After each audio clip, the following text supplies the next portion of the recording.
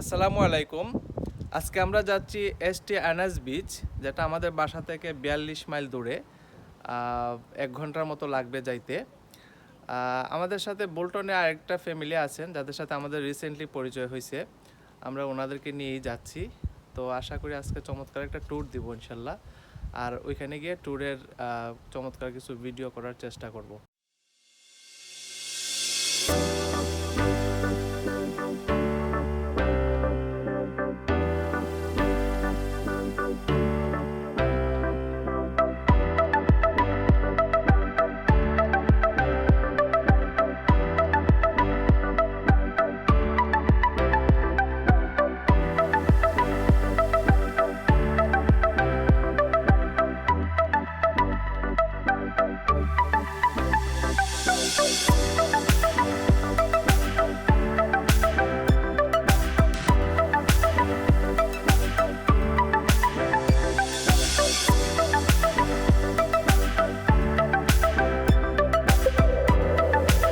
আমরা বিচে এসে পৌঁছছি। এখন আমরা গাড়ি এখানে পার্ক করে এখন আমরা বিচের দিকে যাইতেছি। আমাদের সাথে আরিশা আরিবা ওরাও যাইতেছে। আমরা এখন বিচের দিকে যাচ্ছি। আমরা এখন মূল বিচের দিকে যাচ্ছি। আরিবা আমার আগে আগে দৌড়াইতেছে, আর আমার সামনে ওরা সবাই হাঁটতেছে। এখন ভাটার টাইম, সমুদ্রের পানি অনেক দূরে আছে।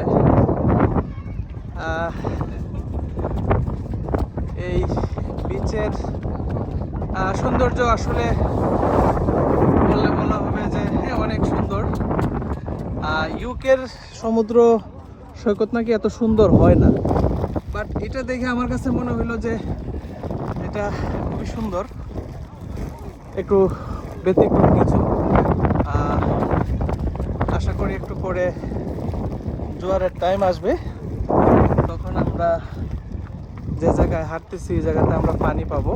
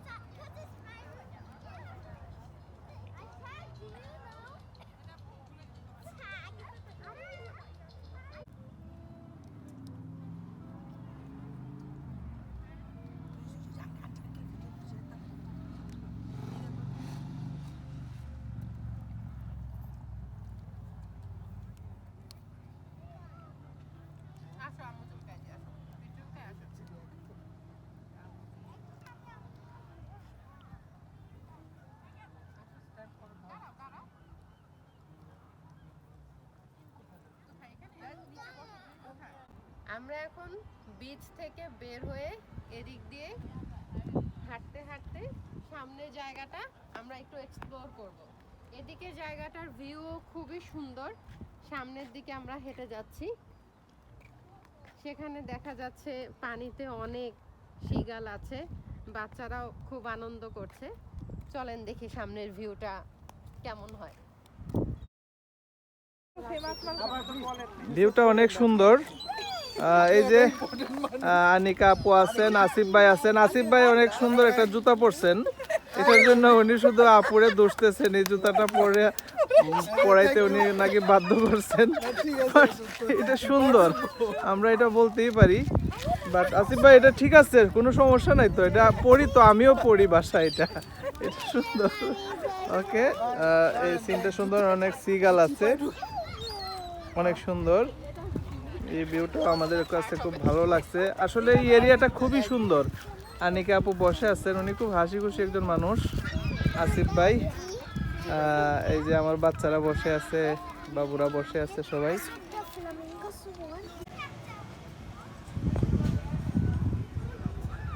বিচের কার পার্কের সামনেই বাচ্চারা একটা খেলার জায়গা পেয়ে গেল। হুট করেই তারা দৌড় দিয়ে ভেতরে চলে গেল। চলুন দেখা যাক তারা কি করে।